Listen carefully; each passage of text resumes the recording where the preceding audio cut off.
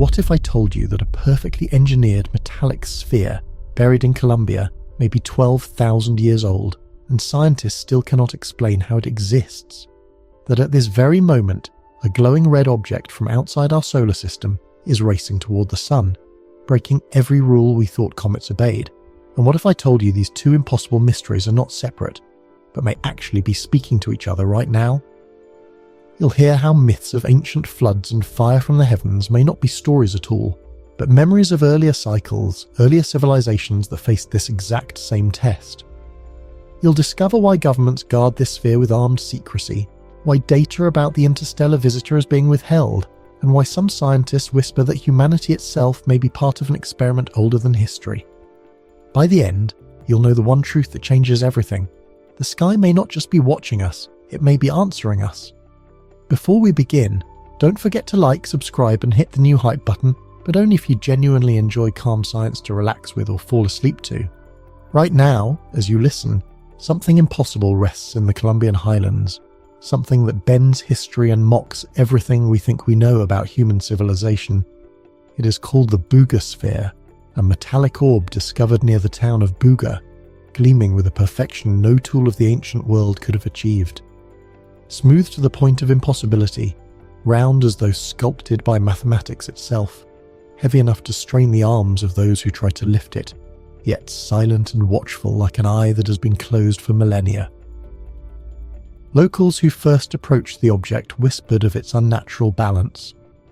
A ball that would not wobble when rolled, an object so flawlessly symmetric that even modern aerospace engineers would struggle to replicate it. Under the harsh sun of Colombia, it did not tarnish. Under the humidity of the jungle, it did not rust. Under the touch of human hands, it carried no seams or joints. A perfect sphere, seamless, eternal, resistant to time itself. Then came the claim that set the world ablaze. 12,000 years. That is the number whispered in forums, broadcast in late-night podcasts, and spread in videos that rack up millions of views. A carbon analysis, they say, tested organic resin connected to the sphere, and the numbers point to an age of more than 12,000 years. If true, the Buga sphere predates Stonehenge, predates the pyramids, predates the dawn of written language. Picture the world in that age. Glaciers still clawed their way across continents, seas were lower, vast regions of land now drowned beneath the ocean were dry ground. Humanity was scattered in small tribes, building fires, shaping stone tools, painting on cave walls. Yet, in that same epoch, someone or something crafted a sphere of polished alloy, inscribed with markings that some call symbols and others call circuitry. The contradiction is violent. Either everything we know about history is wrong, or the artifact did not come from human hands at all. Eyewitnesses described more than just its physical strangeness. Farmers claimed that the soil near the sphere blackened, as though life itself recoiled from its presence. Explorers spoke of compasses spinning wildly when brought close, needles twitching like trapped insects. Viral clips show the sphere humming faintly, a vibration like a living throat when exposed to Sanskrit chants. No one can say whether the videos are real or staged, yet the imagery is hypnotic, a relic from the Ice Age responding to one of humanity's oldest tongues. This is not the first time such a sphere has haunted human imagination. In the year 1974, the Betts family discovered a similar metallic ball on their property in Florida. That orb was said to roll uphill, emit mechanical noises in the night, and resist every attempt to cut it open. The military seized it, researchers examined it, and then it vanished into silence, locked away in facilities that refused to speak. Now, half a century later, the Buga sphere emerges, a second echo of the same enigma, but this time with a claim so audacious it rips through the veil of skepticism. Not modern, not medieval, not even ancient in the way we use the word, but primordial, born in the twilight of the last ice age. Metals should not last that long. Archaeologists know this with certainty. Bronze statues crumble in the open air after a few thousand years. Iron swords from Rome rust into dust unless carefully preserved. Even the most carefully forged alloys cannot resist the entropy of 12 millennia, unless the alloy itself is alien to our chemistry, or unless the sphere was deliberately engineered to endure. If the age is true, then the object was not only built by an unknown hand, it was designed to be found, as though placed in the earth like a seed waiting to germinate. The question is, why now? Why reveal itself at this precise moment in human history? The mystery deepens when we widen our lens to the sky. In July of 2025, just as the boogosphere ignites global fascination, astronomers detect a faint object entering the solar system. At first they call it a comet, a streak of red light barely visible against the darkness, trailing gas and dust. Soon its orbit is calculated and the truth emerges. The object is not native to our system.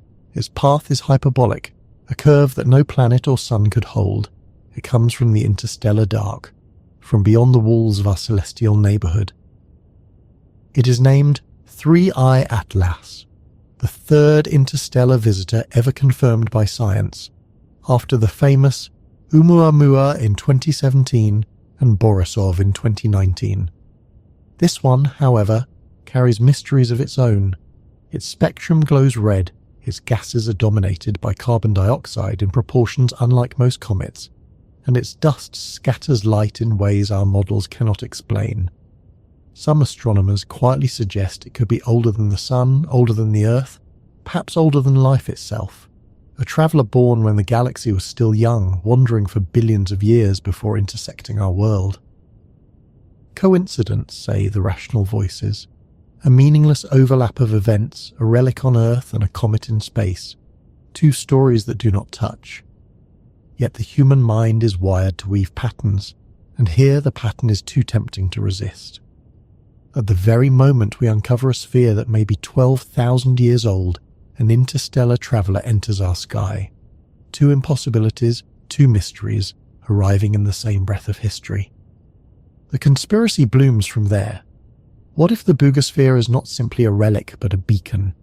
What if it has waited 12,000 years to awaken when a signal passed nearby, a signal carried by a visitor from beyond?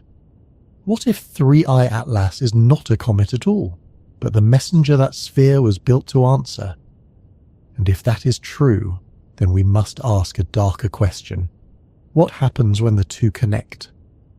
The sphere is not silent in the public imagination. It has become the centre of a storm, an object of worship for some, a target of ridicule for others, and a black hole of secrecy for institutions that are asked to explain it. Officials release careful statements about possible hoaxes, about modern metalwork planted to fool believers, about the need for more analysis. Yet every denial seems to fuel the fire, because the timing feels scripted, because the story of the sphere aligns too perfectly with the ancient myths that speak of shining globes descending from the heavens. Consider the myths of India, where texts describe Vimanas, flying spheres of fire and metal, vehicles of gods and kings. Consider Ezekiel's wheel, a blazing mechanism in the sky, glowing with eyes all around. Consider the orbs in Sumerian tablets, spheres carried by the Anunnaki, those ancient sky people who shaped the course of humanity. For centuries these stories have been dismissed as metaphor, as imagination, yet now, sitting in Columbia, is an artifact that looks less like metaphor and more like a memory made solid. The very geometry of a sphere carries symbolism, perfection without beginning or end, eternity encoded in shape. If a civilization wanted to leave a signature, something that could not be mistaken for chance, something humans would always recognize as intentional, they would leave a sphere, perfect, incorruptible, resistant to time. It is a universal language, one that requires no translation, only recognition.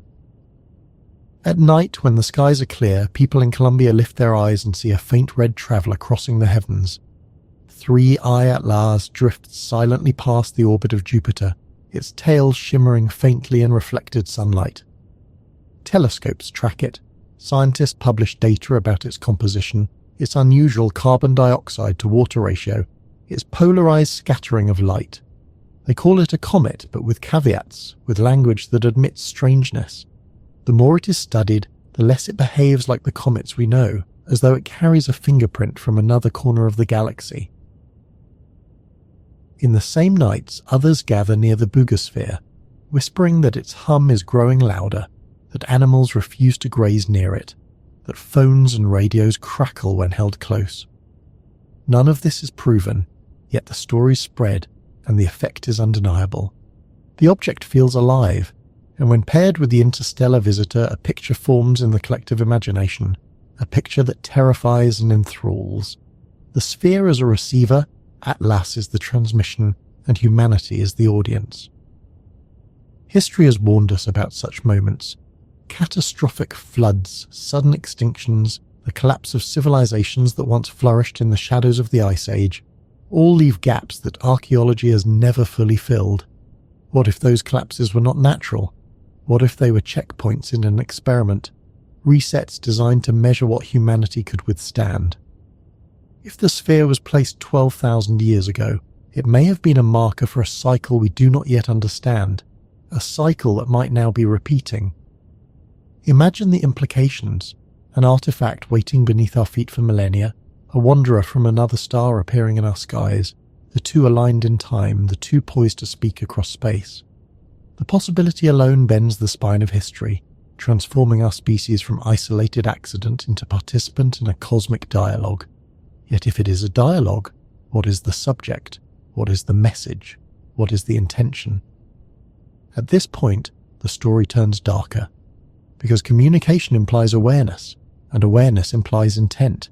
If the sphere is a beacon and Atlas is a probe, then someone built them, someone sent them, someone still exists out there who once set this experiment in motion.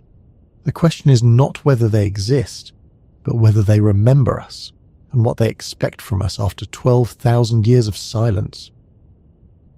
Official voices will deny this until the last possible moment, because acknowledging the link would shatter not just scientific certainty but political power. The existence of a sphere that predates civilization yet carries advanced technology would undermine entire disciplines, entire governments, entire narratives of progress. The presence of an interstellar visitor that behaves like more than a comet would rip apart the illusion that Earth is unobserved, untouched, secure. Denial is easier than revelation, but denial cannot stop the march of evidence. Picture the moment of convergence, the sphere in Columbia vibrating in resonance, the interstellar object passing its closest point to the Sun, a surge of energy between them invisible to human eyes but recorded by instruments that no one is prepared to interpret. If this is a signal, it may not be words or images, but a cascade of instructions, a key unlocking functions buried inside the sphere, functions that may have been dormant for 12 millennia. Right now, as you hear these words, Atlas is moving deeper into the solar system, its trajectory set, its speed unstoppable, its ancient memory intact. Right now, the Boogosphere sits beneath tarps and in guarded hangars, its hum debated, its symbols studied, its origin unacknowledged. Right now, humanity stands at the threshold of a revelation that could either elevate us into contact with a civilization beyond time, or expose us as subjects in an experiment we never knew had begun. The choice is not ours. The timeline is not ours. The countdown has already started. The Boogosphere waits, Atlas approaches, and the world holds its breath. Part 2. The Sphere. That shouldn't exist. The Boogosphere should not exist, yet it does. And that is the contradiction that gnaws at every attempt to explain it away. Archaeologists remind us that 12,000 years ago, humanity lived in small groups, wandering grasslands, hunting herds of animals, and carving bones into tools. They remind us that agriculture had not yet taken root, that metallurgy was still thousands of years in the future, that the wheel itself had not been imagined. Yet here we are, staring at an artifact that seems forged with precision machining, as though it had been pulled from the assembly floor of a modern aerospace facility and dropped into the ancient world. Examine the surface, smooth as liquid mercury frozen into form, untouched by time, showing no seams, no welds, no imperfections. This is not the work of stone hammers or primitive furnaces.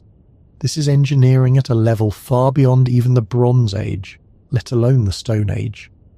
When light hits its surface, it scatters cleanly, no pits, no scratches, no grain. Metallurgists who glance at the photographs admit they cannot say how such perfection could be achieved without advanced lathes and furnaces. Even then, the question remains, why would anyone 12,000 years ago make such a thing, and more importantly, how could they? The claims of age come from carbon analysis of organic resin connected to the sphere.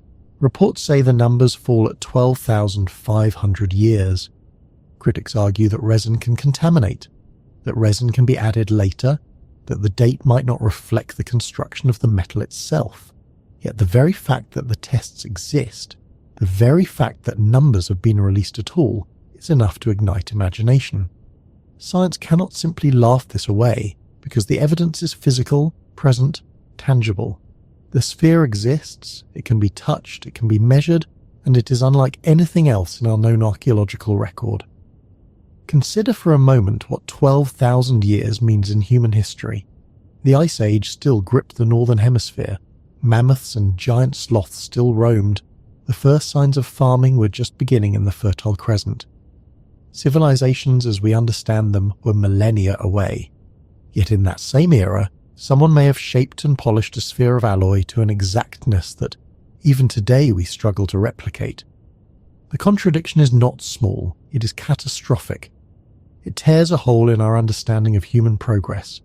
It demands that either we accept the existence of a lost civilization with technology far beyond its time, or we accept the possibility of outside intervention. This is not the first time the story of forbidden artifacts has challenged our timelines.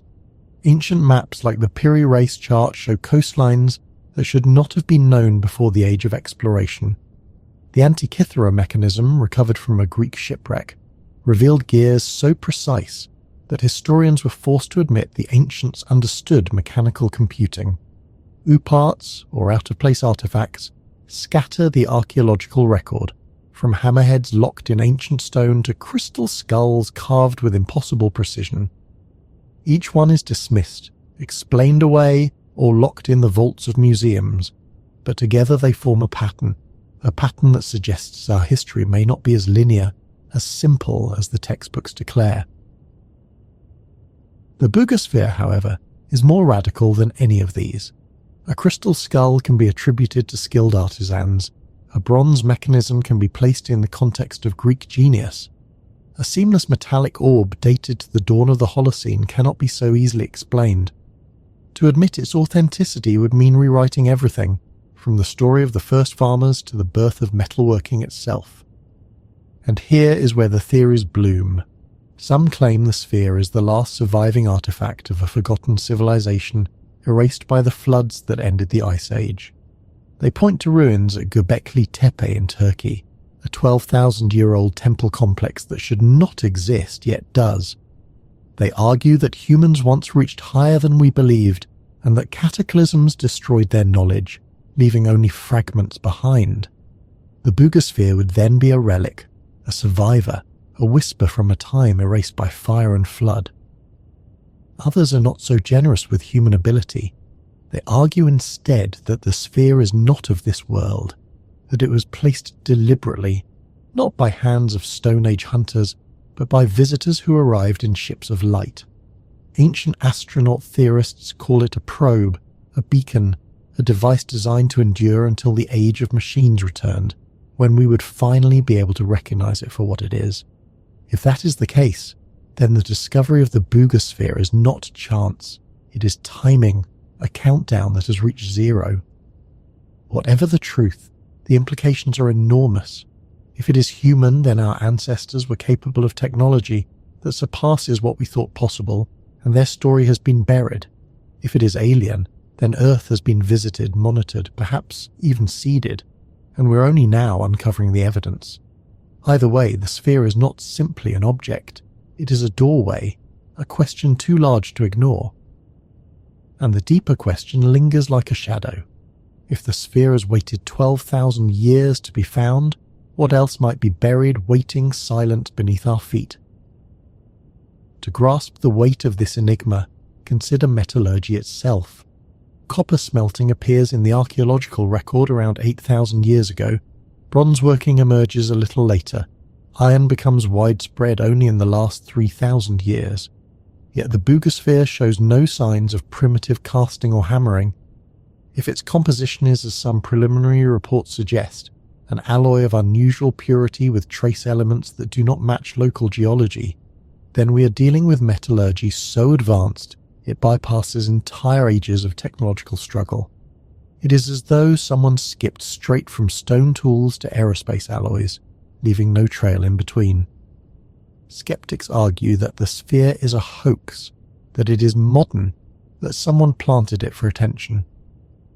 But the same skeptics have no explanation for the markings on its surface, symbols that seem to follow mathematical sequences rather than random scratches. Linguists who have seen photographs whisper that the patterns resemble scripts, yet no known alphabet matches them. Electrical engineers remark that the patterns look less like language and more like circuits, as though etched by design to carry signals. Even if the markings are random, the hypnotic geometry fuels the sense that the sphere is not simply decorative, but functional. The question of function is the darkest riddle. What does the sphere do? Is it a container, hollow with something inside, perhaps technology that has not yet been activated? Is it a transmitter waiting to awaken and send a message? Is it a receiver, tuned to signals that humanity cannot detect? The stories of compasses spinning, of hums responding to chants, of electromagnetic interference, all suggest interaction. The sphere is not passive, it is reactive, and that simple fact transforms it from relic to device. If it is a device, then its creators must have had intent. Devices are made for purposes: a weapon, a tool, a probe, a recorder, a seed. Which one the sphere represents remains unknown, and that uncertainty gnaws at every mind that studies it. If it is a weapon, then it may hold destructive power dormant for 12,000 years. If it is a tool, then it may contain knowledge that could catapult us into an age of advancement. If it is a probe, then we are not alone and never have been. If it is a recorder, then it may hold secrets of civilizations long gone. If it is a seed, then its purpose may only now be about to unfold. Whichever option is true, the sphere does not sit in isolation. Around the world, other artifacts have sparked similar debates. The dropper stones of China, circular discs with etched grooves that some claim tell stories of alien visitors. The Baghdad battery, a clay jar with copper and iron components that may have been used as a primitive electrical cell. The Nazca lines, vast geoglyphs visible only from the sky, their purpose still debated. Each of these artifacts is contested, argued over, ridiculed, yet none have been definitively debunked. Together they weave a tapestry of anomalies that suggest our past is stranger than our textbooks admit. The boogosphere, however, stands apart. Unlike carvings or ruins or vague inscriptions, it is an object of metal engineered with precision, impossible to dismiss as natural. Unlike the Antikythera mechanism, it does not fit neatly into human chronology. It cannot be assigned to a known culture. It simply stands outside history, silent and undeniable. This silence is the loudest thing about it. Silence in official reports, silence in scientific journals, silence in the halls of power. The military watches but does not comment. The universities analyze but do not publish. The media covers but quickly moves on. Yet in that silence the sphere waits, humming faintly, as if it knows patience is its greatest weapon. 12,000 years have passed already. It can wait a little longer. And while it waits, in the black reaches of space, an ancient traveller arcs closer to the sun. The coincidence is too sharp, too poetic, too terrifying. The discovery of a sphere that should not exist on Earth. The arrival of a visitor that should not exist in our skies, both unfolding in the same season of history. Whether human or alien, whether relic or device, the boogosphere is not alone. Its twin, its partner, its messenger may already be here, streaking through the void with a tail of gas and ice. This is the cliff where history begins to tilt. Either the sphere will remain an unsolved mystery, a curiosity dismissed by academics, or it will awaken when the time is right, when its partner in the heavens completes its journey. Humanity has stumbled onto a stage much larger than itself, a stage set long before we knew how to speak, and now the curtain is rising. If the sphere is 12,000 years old, then someone placed it here deliberately, which means someone knew we would eventually find it. If Atlas is more than a comet, then someone timed its arrival, which means someone has been watching. The story of the Booga sphere is no longer about archaeology, it is about destiny, and the question that lingers like thunder over the horizon is simple. What happens when the sphere answers the sky? In July of the year 2025, a faint red dot flickered onto the screens of astronomers at the Atlas Observatory in Chile. At first, it was only another candidate, another speck among countless others that the telescope network scanned nightly in its hunt for asteroids and comets. Yet calculations quickly revealed something extraordinary. The orbit did not close, it did not curve back toward the sun like the paths of known comets, it did not fall into the family of rocks and ice that belonged to our star. Its path was hyperbolic, a trajectory that could only mean one thing. The object had not been born in our solar system at all. It had come from the stars. The designation followed quickly, 3I Atlas, the third confirmed interstellar visitor after Oumuamua in 2017 and Borisov in 2019. The first was a mystery shaped like a shard, tumbling oddly, accelerating as though pushed by something unseen. The second was more familiar, behaving like a comet though with unusual properties.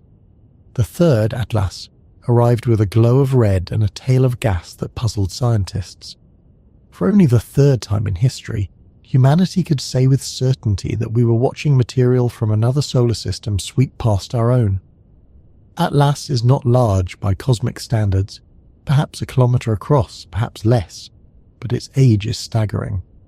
Models suggest it may have wandered the galaxy for billions of years, ejected from its parent system during the chaos of planetary formation, drifting in the void since before Earth had even formed. Some estimates place its age older than our Sun, older even than the dust that formed our planet. In other words, when Atlas was already adrift, Earth was still a thought unborn in the galaxy's mind.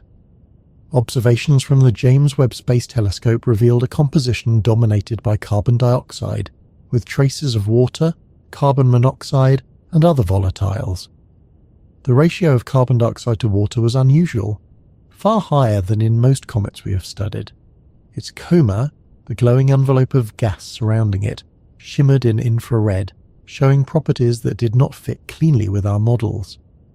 In ultraviolet light, emission of hydroxyl radicals suggested activity at distances where comets are usually dormant. Even the way its dust scattered light confused astronomers, showing a deep, narrow polarization curve not seen in most solar system comets. Each anomaly might have an explanation, but together they built an impression of something foreign, something not simply a comet but a messenger from an entirely different set of rules. Its color was red, yet not uniformly, showing slopes across wavelengths that hinted at grain sizes and ice compositions unfamiliar to us. Its behavior seemed to shift as though its skin was layered with materials we did not expect. Even with the best instruments humanity had ever built, Atlas remained enigmatic, as though it carried secrets carefully wrapped against our scrutiny. The public, of course, heard only fragments of this. Headlines called it an alien visitor, a piece of another world, a frozen relic from the galaxy. Rumours spread faster than data, and once again the pattern emerged. Just as scientists rushed to study Atlas, conspiracies began to grow around it. Was it truly natural, or was it artificial? Could it be a probe, a vessel, a fragment of technology designed to look like a comet but functioning as something else? The idea may sound wild, yet it is not entirely without precedent. Avi Loeb, a Harvard astrophysicist, famously argued that Oumuamua, the first interstellar visitor, could have been an artificial probe, thin like a light sail, pushed by radiation pressure. His view was controversial, yet it forced the scientific community to grapple with the possibility that interstellar objects might sometimes be more than rocks. If Oumuamua could be artificial, why not Atlas? This possibility is where the story collides with the boogosphere, because if Atlas is more than a comet, if it is artificial, if it carries intent, then its arrival at the very moment the boogosphere is unearthed cannot be coincidence. The two mysteries begin to echo each other, one on Earth, one in the heavens, as though they were chapters in the same narrative. The sphere is the receiver, the orb in the sky is the transmitter, and humanity is caught in the crossfire of a dialogue that began long before we were born. Imagine looking through a telescope at Atlas, its red glow shimmering, its gases forming a thin veil across billions of kilometers. Imagine knowing that what you're seeing is older than Earth, a survivor from a different star, a wanderer carrying information from an alien system. Now imagine pairing that with a sphere dug from the soil of Columbia, a relic said to be 12,000 years old, etched with strange symbols, humming to ancient chants. One is proof of the cosmos beyond, the other is proof of something impossible within. Together they are not random, they are deliberate. They are pieces of a puzzle that someone has left for us to assemble. The question is, assemble into what? When the discovery was announced, the world barely noticed.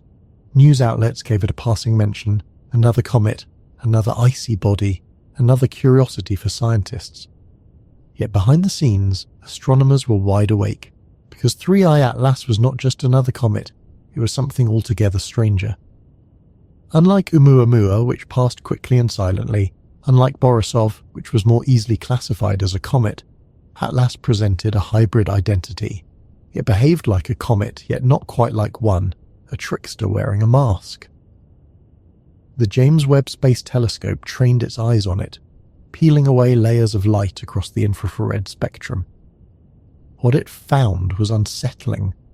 The gases venting from Atlas did not fit the neat categories built from centuries of comet studies. Its carbon dioxide was abundant, far more than water, flipping the usual ratio. This meant either Atlas formed in conditions utterly different from our solar system, or it carried a chemistry engineered for resilience. In other words, either alien geology or alien intent. Ground-based telescopes added more layers of confusion. Its dust grains scattered light in ways that defied expectation, producing a sharp polarization signal that did not match known comets. Some grains seemed too small, others too large, the distribution uneven, as if designed rather than random. Its coma glowed faintly red, yet the slope of that red varied with wavelength, producing colours that were not natural to typical cometary ice.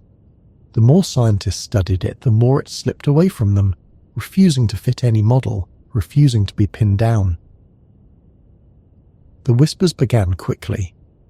Scientists who dared to speculate suggested that Atlas might not be a natural object at all, but a vessel of some kind cloaked in ice and dust.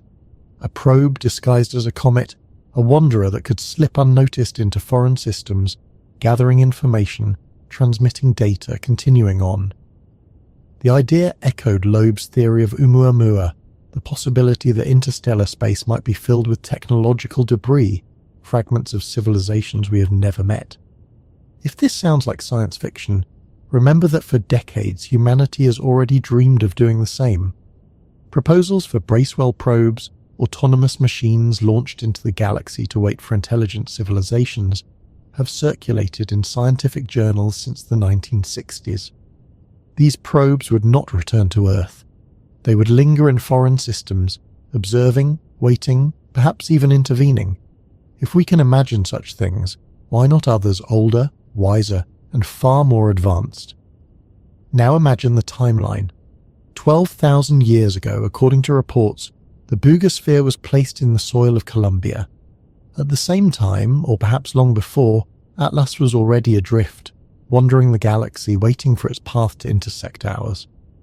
And now, in the year 2025, the two mysteries surface together, as if an alarm has gone off, as if a clock set millennia ago has struck its hour. The world of official science says coincidence, the world of conspiracy says design, and between those two poles stretches the void of uncertainty, a void that humanity cannot help but fill with imagination. Picture what happens next. Atlas continues its arc, drawing closer to the inner solar system. Each day its coma grows brighter, its gases vent more intensely, its tail lengthens. Instruments on Earth track it. But in those streams of gas, in those ratios of molecules, could there be information? Could patterns of emission be signals, deliberately encoded? To us it looks like chemistry, but to another eye it could be language. The boogosphere, humming faintly, vibrating at frequencies we do not yet understand, could be the receiver, the partner that completes the dialogue. Even more chilling is the possibility that Atlas is not silent at all. Radio telescopes have scanned interstellar objects before, searching for unusual emissions, but what if its signals are not in radio, not in any frequency we monitor? What if the sphere itself is the only antenna tuned to hear it? The connection would then be invisible to us, yet active, pulsing, alive. And consider the symbolism. An orb buried in the earth, an orb drifting in the heavens, one asleep in soil, the other awake in space, both spherical, both carrying mysteries, both arriving in our awareness in the same moment. To call this coincidence is easy, but to feel it is something else entirely. It feels scripted, orchestrated, designed to shock us awake. As Atlas pushes past the orbit of Mars, growing brighter, the tension grows. Astronomers release more data, yet each release contains caveats, contradictions, anomalies. Journalists begin to speculate openly, while forums and podcasts explode with theories. Governments say little, but rumours leak of military observatories devoting disproportionate resources to watching Atlas. If it is only a comet, why the secrecy? Why the urgency? Why the silence? Meanwhile, the sphere in Columbia is no longer a local curiosity. It has become a guarded artifact, surrounded by tarps, fences, and men who do not answer questions. Some claim it has been moved to a secure facility, others say it remains hidden in plain sight. Eyewitnesses continue to report strange effects, animals shying away, electronics failing, vibrations that seem to pulse in rhythm with something distant. Whether true or false, these stories amplify the sense that the earthbound orb and the interstellar visitor are not strangers, but family. The pattern now feels undeniable. The two objects mirror each other. One ancient yet buried, one ancient yet wandering, one discovered by accident, the other by design. The human mind leaps to the conclusion that they are connected, and once that connection is made, it cannot be undone.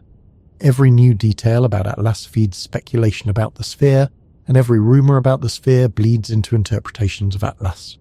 Two mysteries orbiting each other, drawing humanity into their gravity.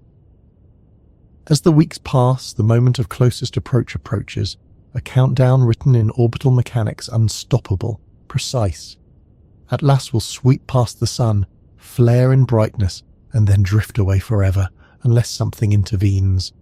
The boogosphere will either remain silent or awaken. The possibility that the two are destined to connect grows more intoxicating with every passing night. And here is the cliffhanger. What if the connection is not passive? What if Atlas is not here simply to pass by? What if it is here to trigger the sphere, to awaken it, to activate something that has been sleeping for 12,000 years? The Earth may not simply be observing an interstellar visitor. The Earth may be about to participate in a ritual written before humanity was born. Right now, the countdown ticks. Atlas drifts closer, the sphere hums in silence, and humanity is caught in the space between. Part 4. The Signal and the Sphere. The story no longer feels like two mysteries running in parallel. It feels like a single thread weaving across time and space. A buried sphere on Earth, a wandering orb in the heavens, both revealing themselves in the same season, both carrying anomalies that refuse explanation. The human mind is built to search for patterns, yet this pattern feels as if it has been placed deliberately, waiting for us to notice. The question is not whether they are connected, but how and for what purpose. The whispers begin in scientific circles, then spread to podcasts, late-night radio, and anonymous forums. If the boogosphere is 12,000 years old, And if Atlas is billions of years old, then perhaps the sphere was left here to be awakened by the passage of such a traveller. In that scenario, Atlas is not merely a comet, it is the trigger, the signal, the messenger carrying the spark that will activate a dormant device. The idea sounds like fiction, yet it aligns with a terrifying logic. If a civilization wanted to monitor a planet over long spans of time, they could leave an artifact on the surface, then send a roaming probe to pass by after millennia, transmitting data, activating functions, or resetting experiments. This is the Bracewell concept taken to its extreme. A probe launched by one civilization waits quietly until it is near another world, then transmits a message. But what if the message cannot be heard by human technology? What if the message can only be received by a device already placed on that planet, tuned to a frequency or a form of communication we cannot detect? The Boogosphere could be that receiver, waiting in silence for 12,000 years until the day its counterpart drifted close enough to whisper across the void. Reports begin to surface of unusual readings in Columbia. Amateur investigators claim spikes in electromagnetic noise near the sphere, strange bursts that do not match local interference. Farmers say radios crackle at night, their voices buried in static that pulses like a heartbeat. Theories multiply, suggesting that Atlas has already begun transmitting, that the sphere has already begun to respond. If true, then we are not waiting for contact. We are already in the middle of it, unaware of what information is being exchanged above our heads and beneath our feet. Governments deny everything, but denial only fuels suspicion. Leaked images of transport trucks, military guards, and sealed hangars appear online, fueling the belief that the sphere has been moved to a secure facility. Officials say nothing, but silence is louder than words. Why would a metallic ball of no importance be treated like a weapon? Why would it vanish under armed escort? Why would scientists who once spoke openly about it suddenly refuse to comment? The answer offered by conspiracy is simple, because they know. They know the sphere is not inert, they know the connection is real, and they know the implications are too dangerous to reveal. Meanwhile, Atlas brightens in the night sky. Its tail lengthens, its spectrum shifts, and astronomers quietly admit that it continues to defy models. Some speak of sublimation of exotic ices, others of dust grains that reflect in ways unknown. Yet in whispers, a few admit the possibility that they are watching more than geology, that they are watching technology disguised as geology. The comet is not simply burning, it is transmitting, every shift in light a symbol, every ratio a code. If this is true, then the Boogosphere may be decoding it even now. What data it contains, what instructions it holds, we cannot know, but the imagination leaps forward. The sphere could awaken ancient machinery, perhaps hidden deep underground. It could unlock knowledge written in mathematics older than our species. It could even release signals of its own, reaching not just to Atlas but beyond, to others waiting further in the dark. Humanity could already be inside a network we do not understand, a network that has existed since before we learned to write. The terror lies not only in the possibility of communication, but in the possibility of intent. Communication implies purpose. If the sphere was placed to watch, then who is the watcher? If the sphere was placed to guide, then what is the destination? If the sphere was placed to test, then what is the measure of success or failure? A countdown looms over every theory, 12,000 years of silence, and now, suddenly, activity. Why now, and what comes next? Imagine a signal passing invisibly through the air, a transmission too subtle for human instruments, too alien for our receivers, but perfectly tuned for the Boogosphere. Imagine the orb absorbing the information, storing it, transforming it, waiting for the moment it is full. What would happen then? Would it open, split like a seed pod, reveal technology locked away since the Ice Age? Would it project images, a message from the builders? Would it simply remain silent, yet shift the balance of fields and forces around it, altering Earth itself? The parallels are too sharp to ignore. Atlas in the sky, the sphere in the soil, both glowing, both red and metallic. both carrying an aura of impossible age. Together they form a pair, a circuit, a dialogue. And if this is a dialogue, then we are not its initiators. We are its subjects. The conversation has already been underway for longer than we can imagine, and only now are we aware of it. The cliff approaches. Atlas will soon reach its perihelion, its closest pass to the sun, the point at which it will flare most brightly, the point at which any transmission would be strongest. The boogosphere, guarded in secrecy, waits like a coiled spring. What happens when the interstellar traveller reaches its brightest moment? What happens when the energy peaks? What happens when the sphere responds? The countdown is written in the stars and the final signal has not yet been sent. The more closely we look, the more the parallels seem ancient, as if humanity has already seen this before, only through the distorted glass of myth. The Sumerians carved tablets speaking of the Anunnaki who descended from the heavens, carrying spheres of light. The Mayan codices tell of glowing orbs that dictated calendars, shaping cycles of time. The Book of Ezekiel describes a wheel within a wheel, full of eyes, spinning in the sky with a sound like rushing waters. Each of these stories has long been explained as vision, metaphor, imagination. Yet when placed beside the boogosphere and Atlas, they begin to sound less like myths and more like memories. Perhaps humanity has witnessed this cycle before, long ago, and our ancestors, unable to explain it, recorded it in symbols of gods and fire. If that is the case, then the boogosphere may not be the only one.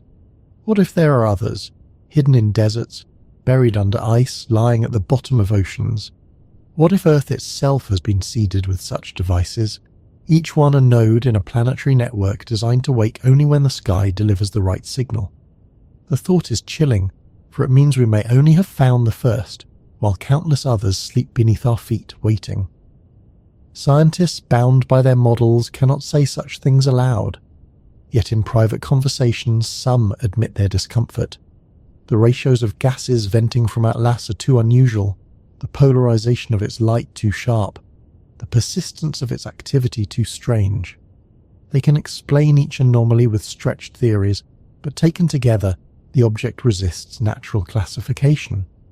Some whisper that they are watching technology, not geology, and that to admit it would change everything.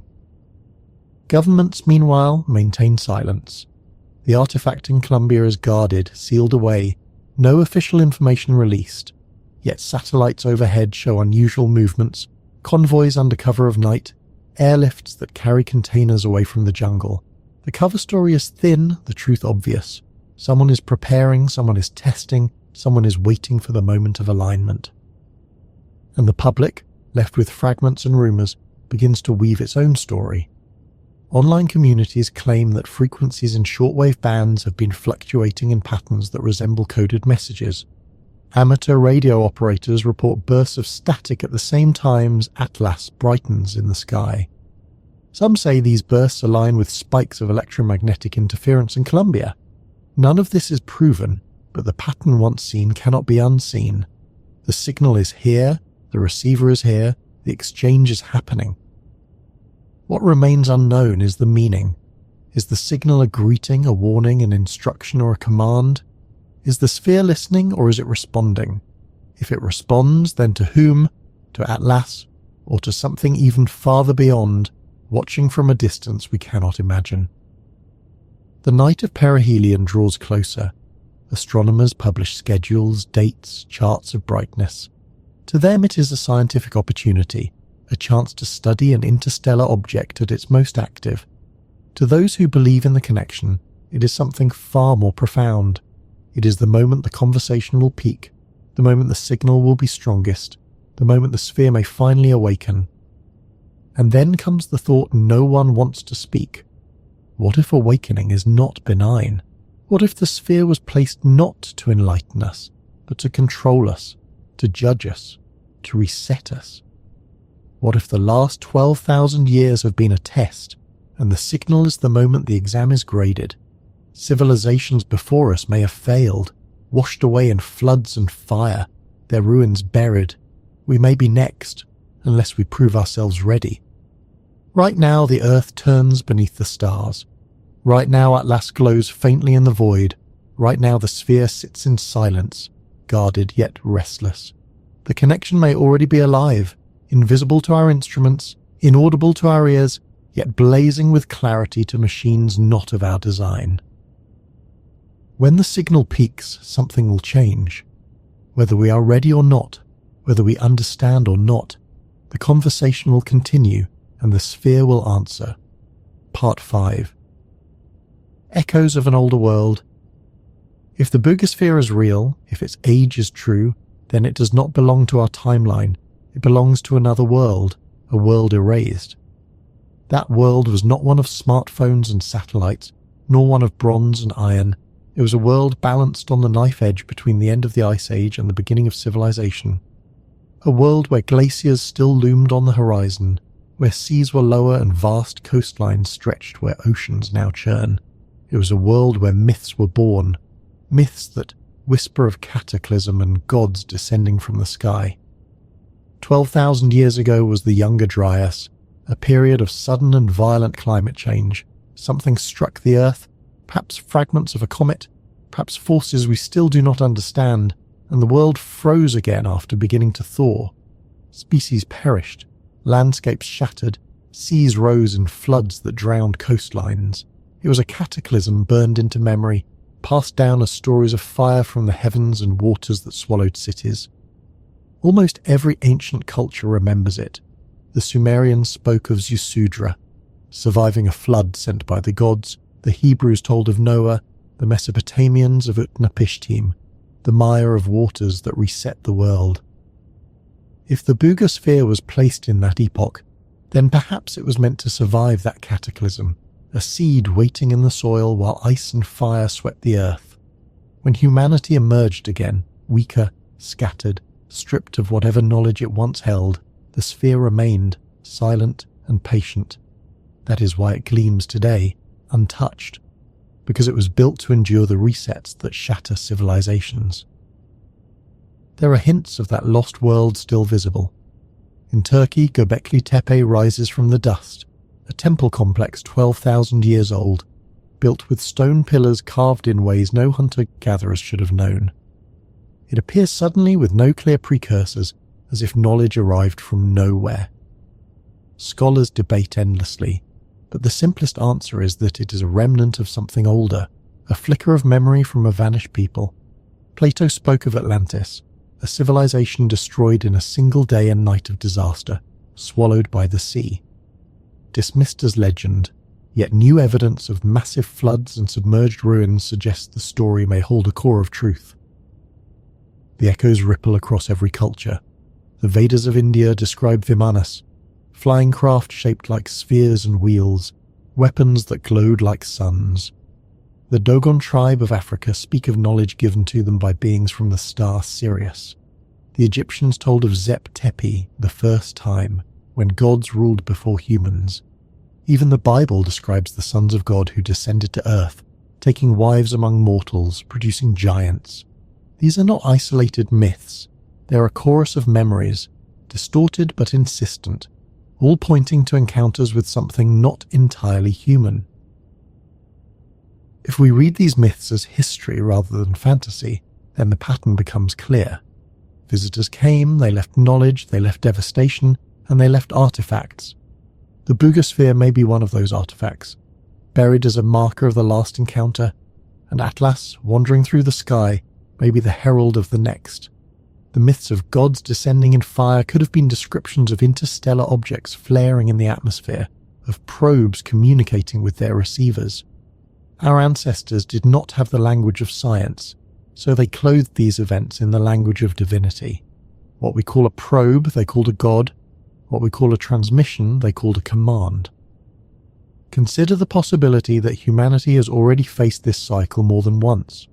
The Younger Dryas event may have been one test. Atlantis may have been one casualty. Göbekli Tepe may have been one survivor. Now, 12,000 years later, the cycle returns, the sphere awakens, the sky sends its messenger, and humanity once again stands before the same riddle. Will we be judged worthy of contact, or will we be reset like those before us? The weight of that possibility is almost unbearable. We are accustomed to thinking of ourselves as the pinnacle of human history, the most advanced, the final step of a long climb. Yet what if we are not the first? What if others rose before us, only to fall, their memories fossilized as myths, their technologies buried beneath oceans, their artifacts left as silent markers? The Boogosphere could be the proof, the smoking gun that shows we are not unique, not original, not alone. The deeper terror is this. If the cycle has played out before, then the sphere is not simply a relic, it is a mechanism in the pattern. It may not be here for us, it may be here for them, those who placed it, those who sent Atlas, those who are still out there, waiting. Right now, humanity may be reenacting a story already written, a story our ancestors tried to warn us about through myth and monument, a story we ignored until the evidence rose again from the soil and descended again from the stars. The echoes of an older world are no longer whispers, they are thunder rolling across time. The past is returning, and with it comes a reckoning we may not survive. The more we examine global myth, the more the repetition feels deliberate, as if scattered cultures across continents were recording the same memory in different tongues. The Hopi speak of worlds that came before, destroyed one after another, until ours emerged as the fourth, fragile and temporary. The Norse told of Ragnarok, cycles of destruction and rebirth written into the bones of time. The Aztecs believed in suns that rose and fell, each age ending in disaster, each new sun marking a reset. These stories are not simply tales of morality, they are survival manuals written in metaphor, warning future generations that the world has been reset before, and it can be reset again. Geology whispers the same warning. Layers of black mats rich with platinum and nanodiamonds appear across continents, markers of the Younger Dryas impact theory, evidence of a cosmic strike 12,000 years ago that reshaped the climate. Meltwater pulses from collapsing ice sheets raise seas hundreds of feet, drowning coastal settlements and erasing entire cultures. Archaeology struggles to explain the sudden disappearance of megafauna, the abrupt end of flourishing human settlements, the simultaneous appearance of mythic flood stories across the globe. Science and myth align, pointing to a catastrophe remembered in every tongue. If the Boogosphere is genuine, then it fits seamlessly into this pattern. It is the survivor, the artifact that withstood fire, ice and flood, waiting for the day we would dig it up. Its perfect construction was not only advanced, it was purposeful, built to endure what destroyed everything else. That endurance is itself a message. Whoever placed it knew Earth would change, new seas would rise, new civilizations would fall, and yet they intended the sphere to remain, which means they intended us to find it. The idea is staggering. Imagine civilizations before us that reached heights we cannot yet grasp, building monuments now lost beneath waves, building technologies now decayed, and leaving behind only markers like this. Imagine that the myths of gods were garbled descriptions of those who guided, perhaps even manipulated, the course of human evolution. Imagine that our climb to modernity has not been solitary but supervised, nudged forward, corrected when it faltered. The Boogosphere becomes less an artifact and more a signature, a note left behind by an architect who expected us to awaken, who knew we would eventually reach a point where we could recognize it. The myths are not fantasy, they're echoes of encounters with these architects, encounters that shaped who we are. And now, as Atlas drifts across our sky, the cycle repeats. Which leaves a final question pressing against the heart of Part 5. If civilizations before us encountered the same pattern and did not survive, then what fate awaits us now? Are we the next to be judged, the next to be reset, the next to be remembered only as myth by a future species? Or are we the first to be ready, the first to step through the doorway the architects left open? Right now the echoes grow louder. The sphere gleams in secrecy, Atlas brightens in the sky, and the myths of the past feel less like stories and more like warnings. The ancient world has spoken, but what it has said is unclear. The only certainty is that the cycle has begun again, and this time we are inside it. The past is not finished with us. It is calling back through the soil and through the stars, and soon we will hear its voice. Part 6. The Architects of Silence. The silence surrounding the Boogosphere and Atlas may not be the silence of absence, but the silence of intent. Silence can be more powerful than noise. Silence can be the strategy of watchers who do not wish to reveal themselves until the moment is right. Silence can be the weight of a civilization so far beyond us that our cries and questions are nothing more than whispers in a storm. If the Boogosphere is a receiver, if Atlas is a messenger, then the architects behind them are not human, and perhaps not even near. They are older than the pyramids, older than humanity, older perhaps than our sun. They're a civilization that seeded devices across the galaxy, hidden in soil, buried in oceans, resting on moons, waiting in silence for the moment of activation. The Boogosphere may not be unique. It may simply be our node in a network, one of countless silent stations scattered across living worlds. Imagine such a civilization. While our species was carving tools from stone, they were building machines to last billions of years. While we struggled to master fire, they were scattering probes disguised as comets, probes that could wander the stars and deliver signals to hidden receivers. They would not need to maintain constant presence. They would only need to establish cycles, resets, moments of contact. They could step away for millennia, confident their devices would endure. In the language of astronomy, we call them Type 3 civilizations, societies capable of harnessing the power of entire galaxies. In the language of conspiracy, we call them gods. But gods are only civilizations so advanced that their science appears as magic to us. Arthur Clarke said it best: any sufficiently advanced technology is indistinguishable from magic. The Boogosphere is our first taste of that indistinguishability. What purpose would such architects have? Some suggest curiosity, an endless hunger to observe the rise of intelligence across the stars. Others suggest control, a gardener's hand pruning species that grow too fast or in the wrong direction. A darker view suggests exploitation, harvesting planets not for contact but for resources, for energy, for genetic material. If that is the case, then silence is not benevolent, it is predatory. The architects would not reveal themselves because prey should never see the hunter's eyes. There is precedent in our own behavior. When we study animals, we often do so silently, observing without interfering, tagging them with devices that transmit data, altering their environments to test reactions. What if humanity is being treated the same way? The Boogosphere is the tag, Atlas is the check-in, and we are the experiment. And yet, silence can also be protective. A civilization that knows the galaxy is dangerous might choose to remain hidden, leaving behind only silent devices to monitor worlds. They would not broadcast loudly, they would whisper in code, they would wait until species matured before revealing themselves. In this scenario, the Boogosphere is less a trap and more a message in a bottle, proof that we are not alone, meant to awaken only when we are capable of understanding. But are we capable? Humanity is fractured, distracted, fighting itself while the cosmos closes in. Perhaps the architects anticipated this. Perhaps that is part of the test. Can we unify under pressure? Can we interpret signals without tearing each other apart? Can we face a truth that shatters religions and governments alike? The silence grows heavier when we consider what governments might already know.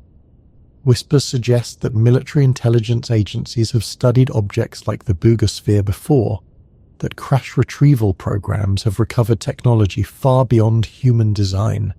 If this is true, then the architects may have already been acknowledged in secret. Perhaps deals were struck. Perhaps warnings were received. Perhaps even communication has already occurred, hidden from the public under layers of silence. Atlas, however, is not something that can be hidden. Its trajectory is written across the sky for all to see. When it brightens, when it passes closest to the sun, the whole world will witness it. That visibility makes the silence even more suspicious. If it were only a comet, why guard information? Why downplay anomalies? Why treat it as a security concern? The architects may be silent, but their design is not. It is speaking now through the coincidence of discovery, through the anomalies that resist explanation, through the weight of myths that echo across cultures. The Boogosphere is not an isolated puzzle. It is part of a structure so vast it stretches across time and galaxies. We are only now beginning to glimpse its outline. The fear is not simply that the architects exist, but that they are not alone. If one civilization can scatter silent devices across the stars, then surely others can too. What if the sphere and Atlas are not the work of benevolent watchers, but of competing powers, rival architects whose games play out on worlds like ours? Humanity could be caught in a struggle older than Earth, a struggle we cannot see, a struggle in which we are nothing more than pieces. The silence then becomes even darker, not the silence of patience, but the silence of war. A war fought in shadows across galaxies, with devices like the Boogosphere serving as markers, receivers, weapons, or seeds. If that is the truth, then the question is not whether we will make contact, but whether we will survive it. Right now, the silence endures. The sphere hums faintly in guarded secrecy. Atlas glows faintly in the night sky, and humanity stands ignorant beneath the weight of an ancient design. The architects have not spoken, but their devices already have. The next move is not ours. If the architects exist, then the Earth itself may already be their archive. The myths of gods descending could have been nothing more than routine visits, inspections carried out by probes that slipped in and out of the atmosphere, their presence translated by terrified eyes into stories of flaming wheels and thundering chariots. The flood myths could have been resets, disasters deliberately triggered to erase civilizations that failed their tests. Even the sudden bursts of technological leaps in our own history may not be accidents, but injections of knowledge at moments chosen by the watchers. Look at the strange leaps that defy smooth evolution. Göbekli Tepe appears with no clear predecessors, as if the idea of monumental architecture arrived from nowhere. The Sumerians invented writing, astronomy, and complex law seemingly overnight, as if knowledge was granted fully formed. The Egyptian pyramids rise with precision and alignment still debated. Then gaps follow, dark ages where progress stalls, as if the architects pulled back, watching from silence until conditions suited them again. The silence is not absence, it is orchestration. The architects may not speak because their devices already do the speaking. The Boogosphere may carry within it instructions, not for us, but for other machines buried elsewhere. When Atlas drifts near, it may broadcast an activation code, awakening those machines, connecting them into a network. To human eyes, the world looks the same, but beneath the soil, deep within mountains, hidden under seas, the machines stir. If such a network exists, then humanity has never been alone, never been sovereign, never been the masters of its own fate. We may be a colony under silent supervision, raised in a controlled environment, guided along paths we do not see. The myths of gods would then be the myths of wardens, guardians, or even experimenters, whose silence is the surest proof of their control. This realization terrifies those who sense it. If the sphere is truly a receiver, then the message has already begun to flow. It may be data about our planet, measurements of atmosphere, counts of population, records of war and peace, transmitted back across the void. Or it may be instructions, written in a language we cannot decode, seeding into the sphere functions that could alter the balance of our world. The silence hides not emptiness, but communication, not absence, but presence, not ignorance, but design. And then there is the possibility that chills the blood. The architects may not be benevolent nor curious, nor even indifferent. They may be predators, using silence as camouflage, using spheres as lures, using comets as carriers. We may not be the audience of their communication. We may be the prey. The myths of sacrifice, of humans offered to gods, may not be metaphor at all, but faint memories of being harvested in cycles long forgotten. The silence would then be the silence of the hunter, crouched in shadows waiting for the moment to strike. Yet hope clings stubbornly. If the architects are gardeners rather than predators, then perhaps the sphere is not a trap but a key to knowledge that will vault us forward, a key to communication with civilizations older and wiser than we can imagine. If we can prove ourselves worthy, if we can survive the tests, then the silence may finally break into voice. The architects may reveal themselves not as destroyers, but as teachers. Humanity may yet rise into the galactic stage. Right now, the balance hangs unseen. The sphere in Columbia vibrates in its secrecy. Atlas glows brighter in the heavens, and the silence of the architects grows heavier by the day. Whether that silence hides salvation or extinction, we cannot yet know. The world looks to science for certainty, for the comfort of equations and models that explain away the chaos of the unknown. Yet science is only as strong as its data, and when the data itself refuses to cooperate, the system begins to crack. That is exactly what has happened with the Boogosphere and 3-Eye Atlas. The official explanations unravel the more closely they are examined, leaving contradictions that no peer review can erase. Archaeologists insist that a seamless metallic sphere cannot be 12,000 years old, that metallurgy of such precision belongs only to the modern age. They argue hoax, misidentification, modern contamination, yet they cannot explain the resin tested at the University of Georgia's isotope lab, carbon dated to the end of the last ice age. They cannot explain the witnesses who describe compass needles spinning, soil turning sterile, or vibrations that pulse in response to sound. They dismiss the claims, but dismissal is not explanation. The artifact remains tangible and stubborn, refusing to vanish into theory. Astronomers face the same collapse with Atlas.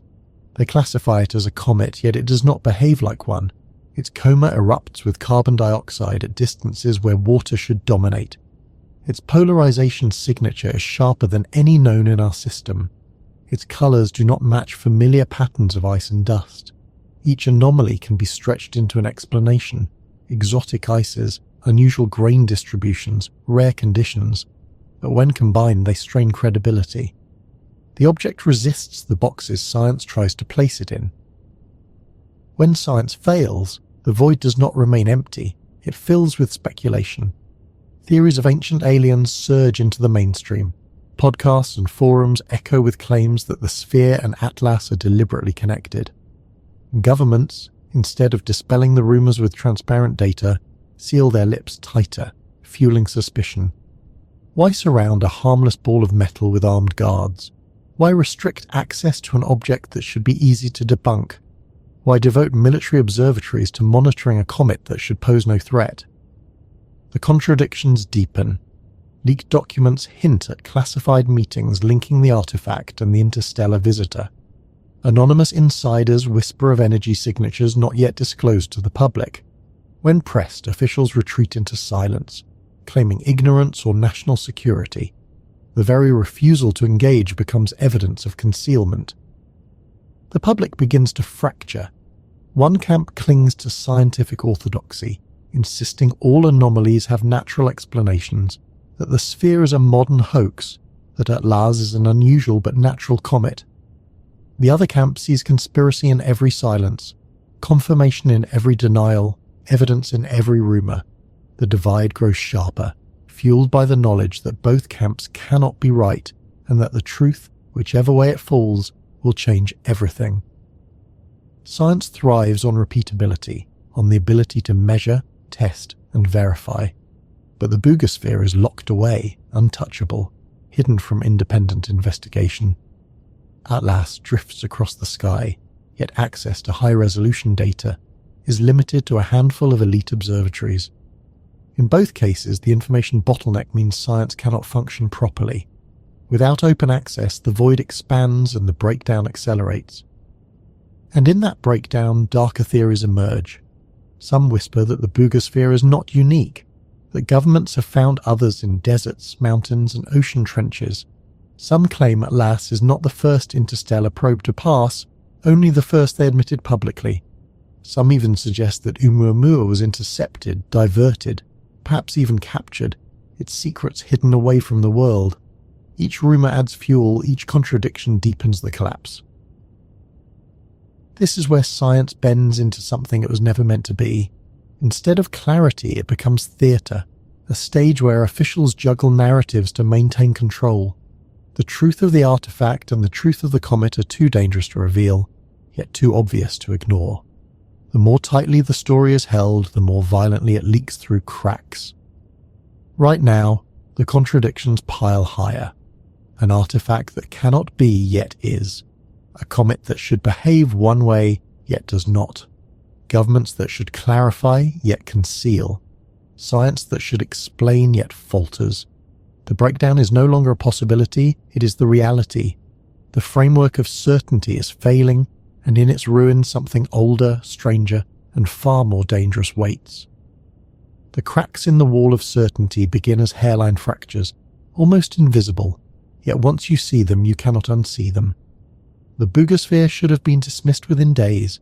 The experts should have stepped forward, tested it publicly, and shown the world that it was a clever hoax or a modern forgery. That is how science should work, in the light of transparency. But the light never came. Instead, the artifact vanished behind security fences, access was restricted, and only fragments of information trickled out, filtered through whispers and leaks. That secrecy is poison to science, and poison to public trust. The longer the silence lasted, the stronger the story grew, and the harder it became to contain. Scientists said with certainty that the sphere could not be 12,000 years old, that no culture of that era had metallurgy capable of creating such perfection. But then came the rumours of carbon dating, of resin attached to the sphere tested by respected labs, with results pointing back to the Younger Dryas, that violent chapter of climate upheaval when civilizations could have been drowned. The scientists countered that the resin could be contaminated, that the test proved nothing about the metal itself. But the contradiction was fatal, because once numbers exist, once they circulate, silence is no longer enough. People began to ask the obvious question, if the test meant nothing, why not repeat it openly? Why not prove it wrong in the light of day? The refusal to do so looked less like caution and more like fear. Astronomy faced the same storm with 3I Atlas.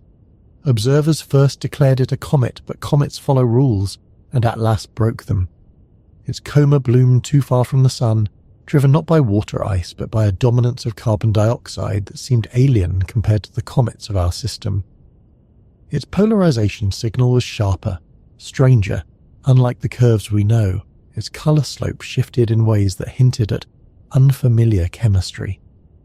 Each anomaly could be explained away individually. Scientists stretched models, invoked exotic ices, rare processes, unique grains. But together the anomalies formed a picture that refused to behave.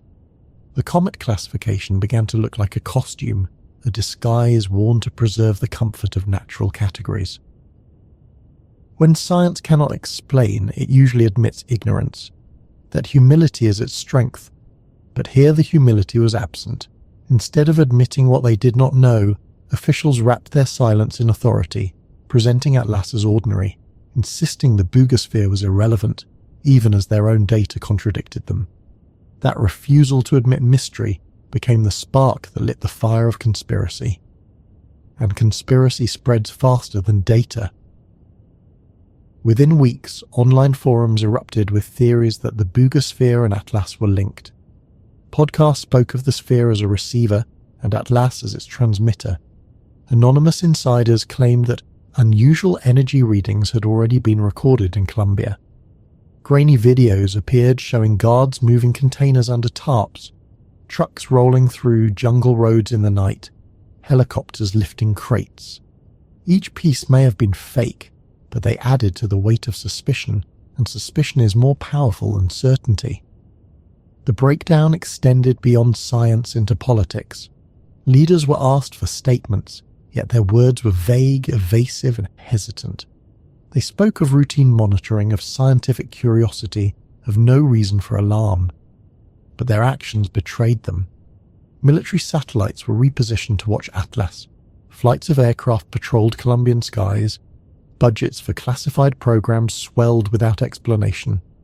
The public saw the contradiction, and once again silence did not soothe, it amplified. Religions seized the moment. Preachers proclaimed the Boogosphere a divine artifact, proof that prophecies were true, that judgment was near. Ancient texts were quoted in sermons, Ezekiel's wheels, the Hindu Vimanas, the Book of Revelation's trumpets in the sky. In temples and churches, the discovery was reframed not as archaeology but as apocalypse. Millions listened, because when science falters, faith fills the vacuum. The breakdown of authority in one domain becomes fuel for authority in another. Academia itself began to split. Some scholars tried to protect the orthodoxy, writing papers that downplayed anomalies, that treated Atlas as unusual but natural, that dismissed the Boogosphere as a hoax not worth studying. Others whispered in private that the anomalies were real, that the questions could not be ignored, that their own curiosity was burning holes in their silence. Yet none dared to publish openly. Fear of ridicule, fear of funding cuts, fear of being branded fringe kept them quiet. The result was paralysis, a system designed to investigate truth unable to move because the truth threatened its very structure. History shows this is not new. When the first reports of meteorites emerged, scientists mocked them, declaring that stones could not fall from the sky because the heavens were perfect and unchanging. Farmers who found them were laughed at, their stories dismissed as superstition. Only when fragments were undeniable did science pivot, pretending it had always been open to the idea. The same pattern repeats now. The Boogosphere is dismissed until perhaps it cannot be. Atlas is explained away until its strangeness is undeniable, and in that gap between denial and admission, chaos grows. The chaos is not confined to laboratories and parliaments. It lives in living rooms, in glowing screens, in the restless eyes of ordinary people. The question spreads like a virus, whispered in bars, debated in classrooms, shouted in protests. If the sphere is real, what does it mean? If Atlas is more than a comet, who sent it? If governments lie, what are they hiding? Certainty dissolves, replaced by suspicion, and suspicion is the seed of unrest. The world divides into camps. Some cling harder to science, declaring every anomaly must have a natural explanation, no matter how forced. Others embrace the conspiracies, convinced we are subjects in an ancient experiment. A third camp floats between, uncertain, unsettled, waiting for clarity that never comes. The divisions deepen because each new silence, each new contradiction, pushes people further into their chosen camp. Science is meant to unify through truth, but here it fragments, splintered by pressure it cannot withstand. The breakdown is total. Archaeology cannot explain the sphere, astronomy cannot explain Atlas, politics cannot admit the truth, and religion seizes the vacuum. The result is a storm of confusion in which anything becomes possible, in which the strangest theories thrive because nothing else satisfies. And in that storm, the most dangerous possibility emerges. What if the contradictions are not failures, but design? What if the architects wanted this, wanted us confused, divided, speculating wildly? What if the breakdown of science is part of the test, a measure of how we respond when faced with truths we cannot explain? Do we fight each other, or do we seek unity? Do we cling to false certainty, or do we embrace the unknown? Right now, the experiment is running. The Boogosphere sits in secrecy. Atlas drifts across the heavens, and the structures of science crack under the strain. The silence continues, and in that silence the old world dies, and a new one begins to take shape. One built not on certainty, but on the fragments of contradiction. Part 8.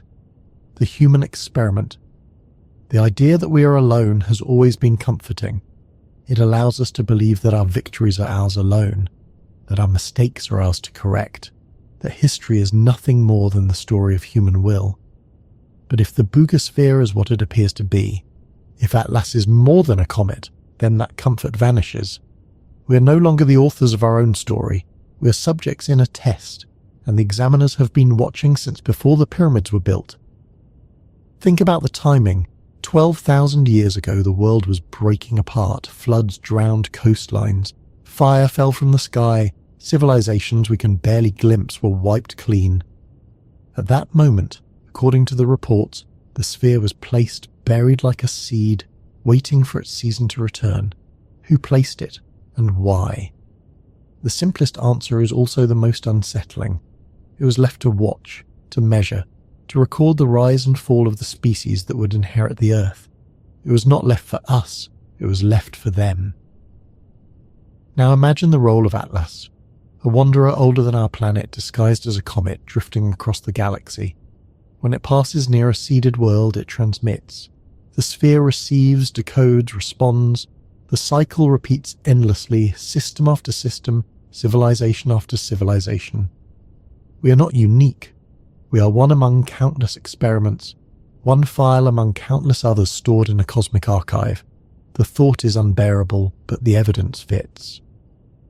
What is being tested? Perhaps our intelligence, whether we can build technology, whether we can look at the stars and recognize them as homes of others. Perhaps our morality, whether we build societies that care for each other, or whether we collapse into endless war. Perhaps our resilience, whether we can survive cataclysm after cataclysm, rebuilding again and again. The myths of floods, the stories of fire, the memories of resets, all fit the pattern of experiments run to failure. And if that is true, then we are only the latest cycle, not the first and maybe not the last. Evidence of the experiment lies scattered in plain sight. Ruins like Göbekli Tepe appear from nowhere, advance beyond their age, then are buried deliberately as if to hide the truth until later. Ancient myths describe gods who descend from the sky, not to bless humanity but to judge it, to demand obedience, to punish failure. Genetic studies reveal sudden leaps, bottlenecks, interventions that cannot be fully explained by natural evolution.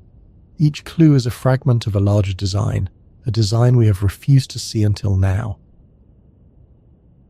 The darker possibility is that we are not being tested for success, but for harvest. The experiment may not be about knowledge or morality, but about utility. What resources do we provide? What data do we generate? What energy do we yield? The boogosphere may be nothing more than a sensor, monitoring the growth of a crop. Atlas may be the courier, carrying the results back to its makers, and when the harvest season comes, when the cycle completes, what will be taken? But even this thought bends into another, more chilling still. What if the test is not about us at all, but about them? What if we're not the subject, but the instrument, a controlled population used to measure conditions, to refine experiments, to prepare for outcomes beyond our comprehension? The architects may not care if we survive or fail. We may be nothing more than one more entry in a galactic lab book. Our wars, our empires, our inventions, all nothing more than notes scribbled in margins. The experiment has already revealed one thing. We fracture easily. The discovery of a single sphere and a single interstellar object has already broken science, shaken politics, and divided the world into camps of belief and denial. Perhaps that is the result itself. Perhaps the architects wanted to know how long it would take for a species to turn on itself when faced with truth.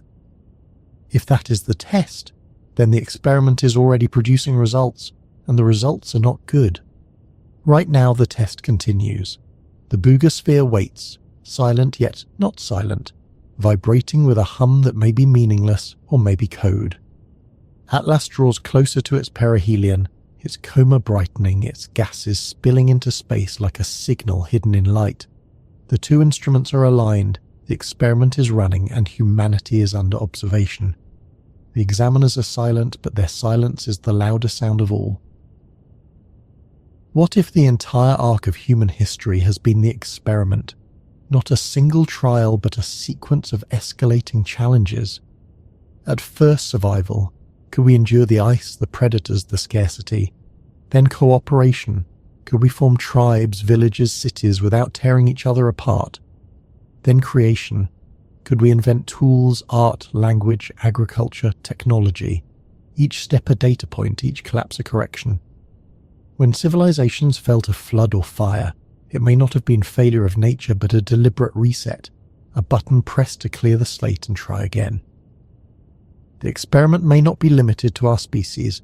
Consider the other branches of humanity that once walked beside us: Neanderthals, Denisovans, the mysterious ghost populations whose DNA lingers in our blood. Why did we survive when they did not? Perhaps we were not the winners of chance, but the chosen variable in the experiment, selected for endurance, for adaptability, for curiosity. The boogosphere may have been placed to watch us specifically, to monitor whether the chosen strain could reach the threshold of awareness. The myths of gods punishing humanity fit this pattern with unnerving precision. The Sumerians wrote of Anu and Enlil deciding the fate of humans, choosing who would live and who would be destroyed. The Bible tells of God looking upon the earth, finding it corrupt, and sending the flood. The Hindu texts speak of cycles of yugas, each ending with destruction before a new age begins. If we strip away the divine language, what remains is the language of evaluation, of results tallied, of tests passed or failed. The experiment is not only physical, it is psychological. How do we respond when confronted with the unknown? Do we collapse into fear? Do we lash out in violence? Or do we expand into curiosity and cooperation? The boogosphere is not just a device, it is a mirror, reflecting our reactions back to the examiners. The way we handle its discovery may be the true test, more important than the artifact itself. And so far, our reaction has been panic, secrecy, denial, conspiracy. If that is the grade, we are failing. But the architects may not grade us as we grade ourselves. Perhaps the very chaos of our response is what they want to see. A species that fractures may be dangerous, but also unpredictable, inventive, harder to control. A species that unifies may be stable, but also stagnant, predictable, easier to manipulate. The test may not have a pass or fail, it may only gather data, and the result is not judgment but classification. We are being categorized, filed, recorded, our strengths and weaknesses catalogued for purposes we cannot yet imagine. Now stretch the thought further. If Atlas is the messenger, then perhaps this data is not stored here at all. Perhaps the sphere gathers it, encodes it, transmits it upward, and Atlas relays it outward, carrying our record into the galaxy. Our wars, our art, our triumphs, our failures, all reduced to patterns of frequency, streamed across the void to those who set the experiment in motion. To them we are not history, not culture, not identity, but data. The most frightening possibility is that the experiment is reaching its conclusion. Atlas may not be here to transmit more questions, but to receive the final answers. The boogosphere may not be waiting to gather more information, but to deliver its report. 12,000 years of data, 12,000 years of observation, about to be packaged, completed, and sent back. And when the report is delivered, what happens then? Will the examiners decide we're ready for contact or that we're ready for erasure? The human mind recoils from this because we are wired to believe in agency, in free will, in our ability to choose. But in the logic of the experiment, our choices have never been ours alone. They have been the variables, the parameters, the factors measured against outcomes. We were never the authors, we were the subjects, and the pen was always in someone else's hand. Right now, the final questions are being written. The boogosphere sits under guard, silent but heavy with purpose. Atlas drifts closer to the sun, its coma glowing brighter each night. The experiment is reaching its climax, and we are all inside the lab, whether we admit it or not. Part 9. Countdown to contact. The world is counting down, though no clock can display the numbers. The timer is written in the slow arc of a body from another star, a traveller older than Earth itself, now racing toward its closest brush with our Sun. Astronomers call it perihelion, a moment defined by mathematics, the peak of brightness, the maximum of energy, the one point in its path where distance, heat and light converge into climax. The object has been named Atlas, but the name is too small for what it has become. To billions, it is no longer just a comet. It is a sign, a warning, a question, perhaps even an answer. Governments know the date, and so do scientists, and so does anyone who has followed the story since the discovery. The alignment is inevitable, as precise as a blade. The Earth spins toward the moment as surely as the galaxy itself turns. No speech, no denial, no secrecy can stop it. The question is not whether it will happen, but what will happen when it does. Every day Atlas grows brighter. Telescopes track it and their images stream across the internet, but the data released to the public is thin, curated, filtered. Independent astronomers speak of anomalies, sudden flares, unexpected jets of gas, spectra that resist interpretation. Official agencies counter with cautious explanations, exotic ices, unique processes, models stretched until they nearly snap. But the public has already lost patience. If this were only a comet, why the secrecy? Why the contradiction? Why the silence that grows heavier the closer the object comes? And the silence is matched on Earth. The boogosphere remains locked away under guard, its location unknown, its presence denied. Yet rumours escape.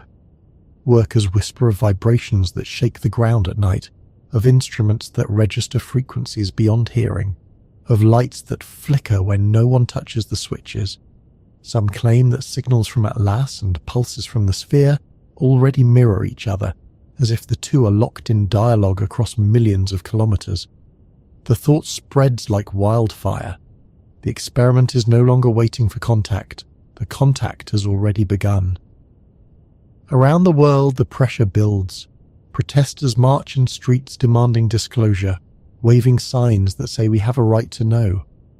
Preachers fill churches, warning that judgment is near, pointing to prophecies of fire from the sky and trumpets of the heavens. New cults appear overnight, some promising salvation through devotion to the sphere, others urging followers to prepare for ascension when Atlas reaches its peak. Meanwhile, survivalists dig deeper into bunkers, hoarding food, convinced the countdown ends not in revelation, but in annihilation. The internet is a storm. Every telescope image is dissected, every rumour amplified, every silence interpreted as proof. Videos claim to show secret convoys moving the sphere, helicopters carrying it beneath tarps, submarines transporting it to undersea bases. Other videos claim Atlas is already transmitting visible codes in its tail, that its brightness flickers in patterns like Morse across the stars. None can be proven, yet millions believe, because the official story no longer satisfies. In the vacuum of certainty, imagination becomes truth. Meanwhile, the scientific establishment fractures. Some hold fast to the explanation of a natural comet, no matter how strange its properties. Others whisper privately that the anomalies cannot be explained, that they are watching something unprecedented. A few dare to speak publicly, suggesting the possibility of technology, of design, of intent. They're ridiculed, mocked, silenced, yet their voices spread, because they say aloud what countless others think in secret. The breakdown infects politics. Legislators demand hearings, generals whisper of threats, presidents dodge questions. No one admits fear, but everyone feels it. Military satellites are repositioned, budgets quietly redirected, space agencies placed under direct control of intelligence committees. None of this is public, yet the movements are visible to those who know where to look. The world is preparing for something, though no one will say what. And through it all, the countdown ticks. Not seconds, not minutes, but the steady pull of gravity, the relentless march of orbital mechanics. Atlas is approaching the moment when it will blaze brightest in our skies, and then the boogosphere is waiting, silent yet restless, like a drum stretched too tight. Humanity is caught between earth and sky, watching as two impossibilities align, knowing that the climax cannot be delayed. The imagination races ahead of the moment. Some fear the sphere will open, splitting like a seed pod, unleashing technology beyond comprehension, perhaps salvation, perhaps destruction. Others believe Atlas will fragment, releasing objects that will rain upon Earth, as happened in the Younger Dryas, when fire and ice shattered ancient civilizations.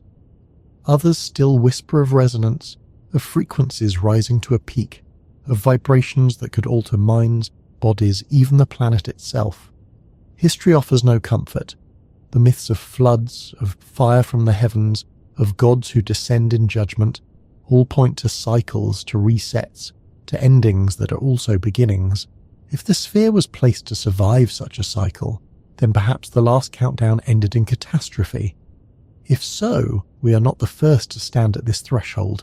We may simply be the latest test subject in a cycle as old as time. Religious leaders urge calm, yet many admit privately that the signs are undeniable. Prophecies long dismissed as metaphor seem to unfold in real time. Astronomers continue to issue updates, yet their language grows strained, their explanations hollow. Politicians promise safety, yet their eyes betray fear. Everywhere the tension builds, because the world knows the moment cannot be avoided. And then comes the thought that keeps even the most rational awake at night. What if the contact has already happened, invisible to human senses, hidden in codes we cannot read, in frequencies we cannot hear? What if the sphere has already answered, and Atlas has already received, and the experiment has already entered its final phase? If that is true, then the countdown is not toward communication, but toward action. The sky glows brighter each night. The sphere hums louder in whispers. The people grow more restless. The governments grow more silent. The scientists grow more divided. The countdown moves with inevitability. And the question that once felt abstract now feels immediate, urgent, inescapable. What happens when the sky speaks and the earth answers? In Tokyo, crowds gather on rooftops with telescopes, watching Atlas grow brighter each night, photographing its faint red glow as if capturing proof of a god returning. In Cairo, preachers call the object the Eye of Ra, declaring that the sun god has sent a messenger to awaken the world. In New York, protesters clash with riot police outside the United Nations, demanding that secret information about the Booga sphere be released before the comet reaches its peak. In Bogota, whispers ripple that Colombia has become the unwilling center of an apocalypse, the land chosen to house the artifact that will decide the fate of humanity. Everywhere the countdown is felt, though no clock displays it. Television stations broadcast live sky maps, newspapers print charts of the object's trajectory, podcasts speculate endlessly about what will happen on the day of perihelion. The world has turned its gaze upward, and every day that passes feels heavier than the one before. In laboratories, the scientists work in silence. Teams analyze emissions from Atlas, measuring gases, modeling dust, running simulations that always end with contradictions. Each report contains words like unusual, unexpected, unprecedented. The language of certainty has collapsed, replaced by hedges and disclaimers.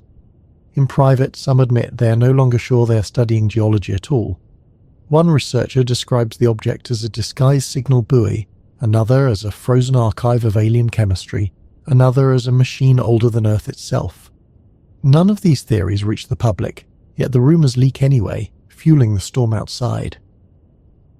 At the facility where the Boogosphere is hidden, the guards double, the fences rise higher, and the rumours grow stranger. Some say the sphere glows faintly in the dark, others that it vibrates in rhythm with the rising brightness of Atlas. Engineers claim that sensors placed nearby record signals in ranges beyond human hearing, pulses that repeat with mathematical precision. The data is classified, yet pieces slip through the cracks, circulating online, decoded, reinterpreted, exaggerated. To the public, the sphere is already alive, already speaking, already answering the call from the sky.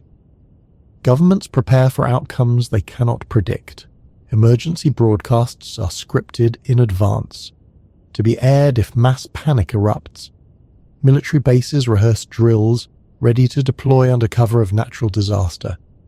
Intelligence agencies circulate reports warning of cults planning mass suicides, militias preparing attacks, economies bracing for collapse if the truth is admitted.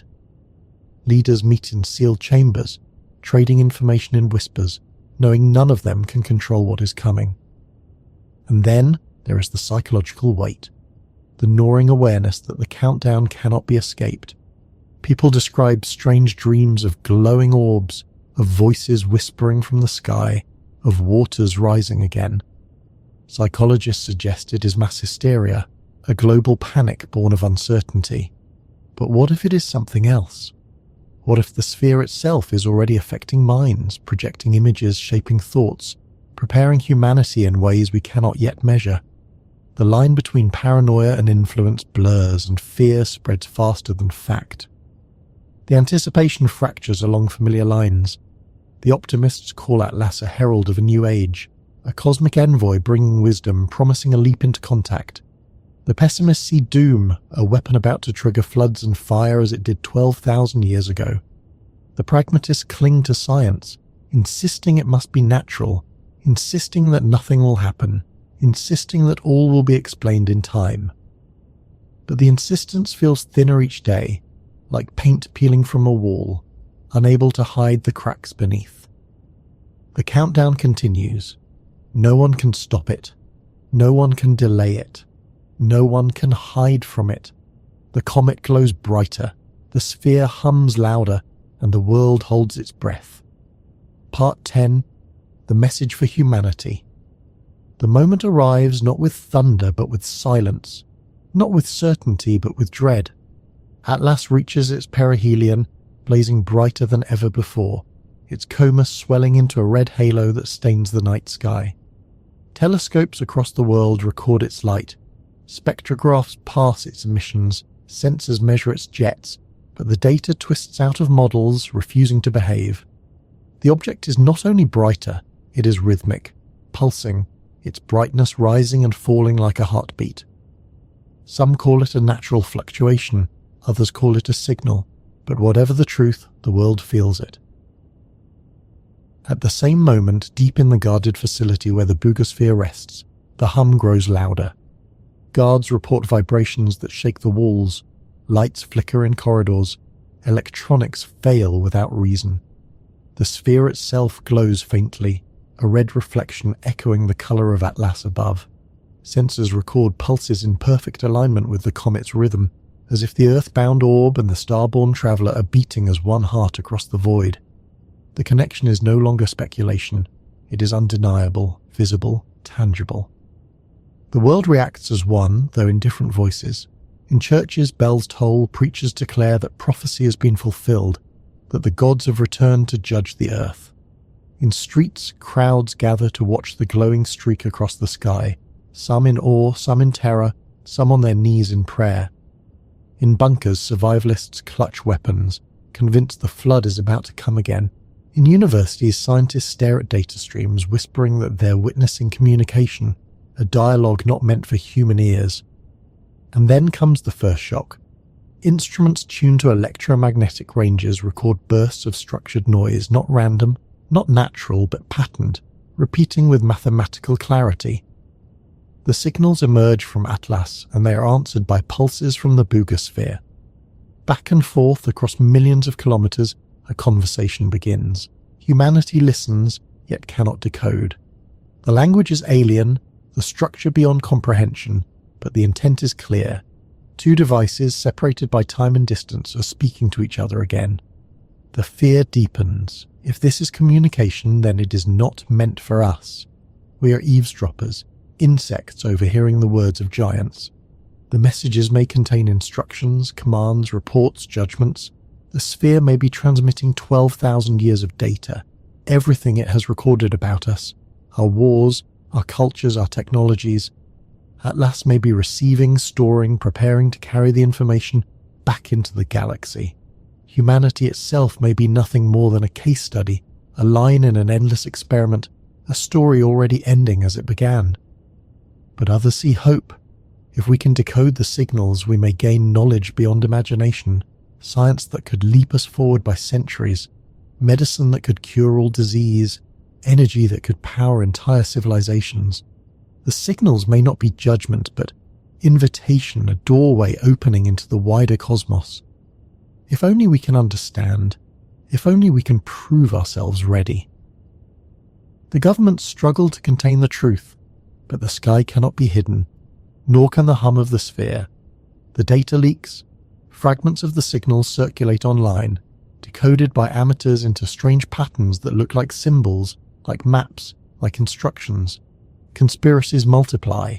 Some claim the signals are coordinates, pointing to places on Earth where other spheres are buried. Others claim they are genetic codes, messages hidden within DNA itself.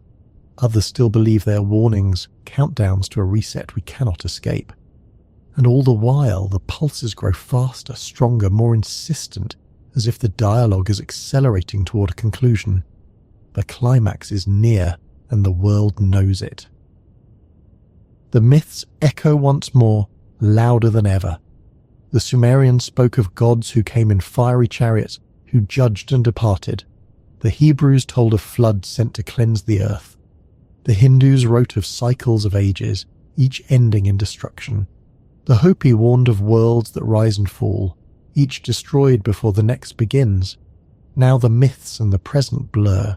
Humanity stands in the same place as its ancestors did, watching the sky, waiting for judgment, waiting for renewal, waiting for whatever comes next. And then, silence. The pulses stop. The comet drifts past its peak, its glow fading, its tail stretching away from the sun. The sphere quiets, its hums sinking back into stillness. The instruments record nothing, the signals vanish, the dialogue ends. To human senses, nothing has changed. The world is the same, yet everyone knows it is not. For 12,000 years the Boogosphere waited. For billions of years Atlas wandered. They met for a moment, spoke in a language beyond us, and moved on. What was said, what was decided, we do not know. Perhaps the message has been sent. Perhaps the judgment has been passed. Perhaps the invitation has been offered.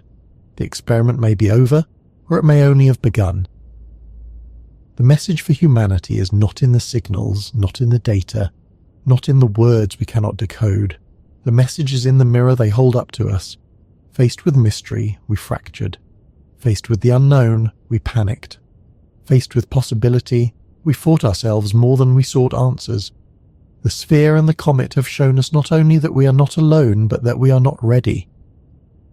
And yet, there is still time. Atlas drifts away into the dark.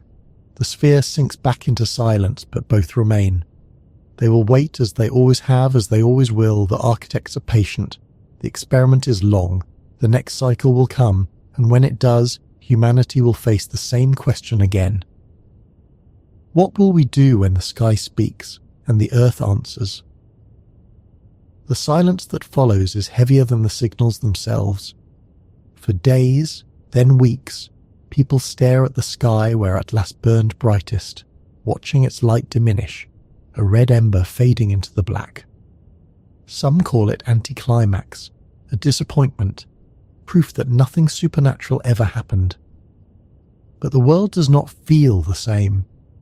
The air feels charged, like the echo of thunder long after the storm has passed.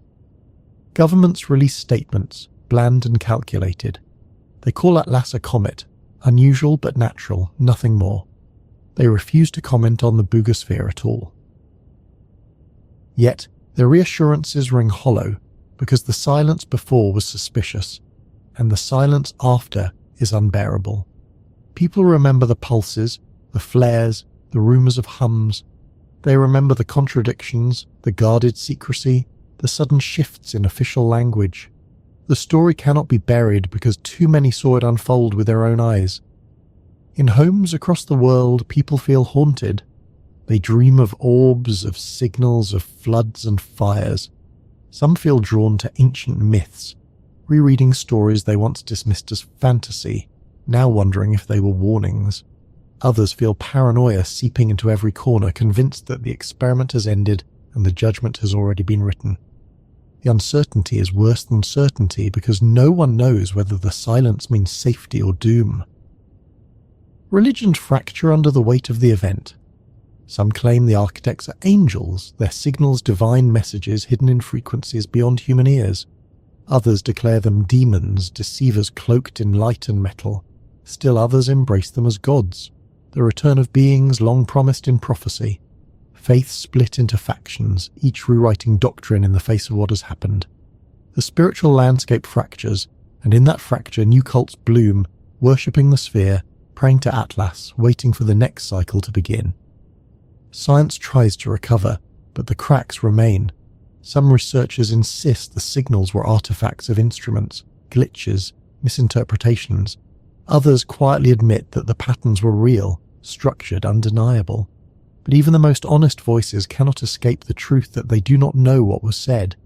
The dialogue happened beyond them, outside their reach. Science is supposed to answer questions, but here it can only confess ignorance, and ignorance is a wound that festers in the public imagination. The Boogosphere rests once more, silent as stone, yet no one sees it the same way again. It is no longer an artifact, no longer a curiosity. It is an active participant in something vast. Whatever passed between it and Atlas is finished for now, but the device still waits as it has always waited. People ask themselves what it contains, what it remembers, what it is preparing for next. The silence feels like a pause, not an ending. And that is the most unsettling truth. The architects, whoever they are, have patience measured not in years but in eons. They have watched us for 12,000 years already. They will watch us for 12,000 more if they wish. We are inside their experiment, inside their story, whether we admit it or not. Atlas may have drifted on, but others will follow. The sphere may rest, but it can awaken again. The cycle has no end that we can see, only intervals between tests. The message for humanity is not a sentence written in code, not a word hidden in light. It is a mirror, a reflection of what we became when faced with the unknown. We divided, we panicked, we fought, but we also dreamed. We imagined gods and architects. We searched for meaning. We questioned everything we thought we knew. Perhaps that is the point. Perhaps the experiment is not to see if we pass or fail, but to see if we can still imagine, still reach, still hunger for truth even when it terrifies us. The sky is dark again. The sphere is silent again, but the weight of the moment lingers. Humanity has been reminded that we are not alone, that we never were, that the universe is older and stranger than we dare admit. The architects have spoken without words, and the silence they leave behind is the loudest sound we have ever heard. Conclusion. Standing at the edge. The world did not end when Atlas reached its peak.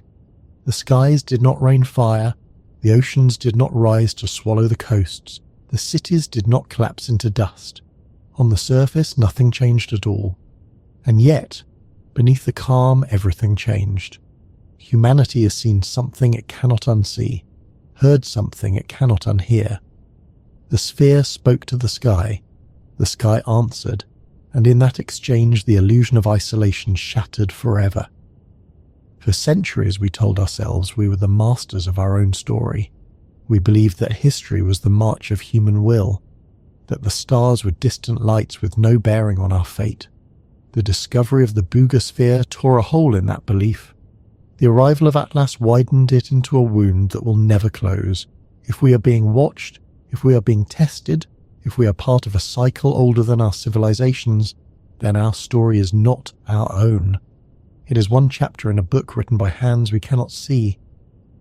This is both terrifying and liberating. Terrifying because it means we are small, fragile, vulnerable, subject to forces beyond our control. Liberating because it means we're not alone, that the universe is alive with intelligence, that the story of life is vaster than we ever dreamed. For some, this is despair. For others, it is hope. For all, it is unavoidable. The myths of our ancestors no longer sound like fantasies. They sound like memories, distorted but true, warnings carried through time in symbols and songs. Floods, fires, wheels of light, gods descending from the heavens, all echoes of previous cycles, previous encounters, previous tests. We dismissed them as legends, yet now they feel like history written in allegory. If that is true, then our ancestors faced the same question we face now, and their answers determined their survival. The ruins they left behind are reminders of what happens when civilizations are judged and found wanting. The lesson of the Boogosphere and Atlas is not only that we are not alone, but that we're not finished. We are a work in progress, an experiment still unfolding, a story not yet complete. The architects have shown their hand, but only briefly, only enough to remind us that the cycle continues. The true question is not what they want, but what we will do with the knowledge they have given us. Do we collapse into fear, tearing ourselves apart as we argue over meanings we cannot prove? Do we build religions around artifacts, waiting passively for gods to save or condemn us? Do we retreat into denial, pretending nothing happened, comforting ourselves with silence? Or do we rise? Do we accept that the universe is stranger than we imagined, that our history is older than we believed, that our future is unwritten? If the experiment is real, then perhaps the architects are not searching for perfection, but for potential. Not for obedience, but for resilience. Not for silence, but for imagination. Perhaps the true test is whether we can face the unknown and still move forward, still create, still seek truth. If so, then the message for humanity is simple. We are not finished and we are not powerless. The countdown has passed, but another will come. Atlas drifts away, but another wanderer will follow. The sphere is quiet, but it can awaken again. The cycle is not over, only paused. The architects have patience beyond measure, and they will wait as long as they need to. When the next moment comes, will we be ready? Humanity now stands at the edge of two futures. In one, we continue as we are, divided, fearful, clinging to old certainties even as they crumble. In that future, the next test will break us, as it broke those before us. In the other, we face the truth, we accept the mystery, we rise to the challenge. In that future, the next test may lift us into a new age, an age where we are no longer subjects, but participants, no longer experiments, but explorers. The sphere is silent, but its presence speaks. The sky is dark, but its memory glows. The architects remain hidden, but their shadow covers us. The story is not over, and the ending is not written. The message is not simply that we are watched or judged or tested. The message is that we are seen, that we matter, that our choices ripple across the cosmos. We may never know what was said between the sphere and Atlas. We may never decode the language, never grasp the intent. But we know this much. They spoke, and in their speaking they reminded us of the most ancient truth of all. The universe is alive, and it is listening.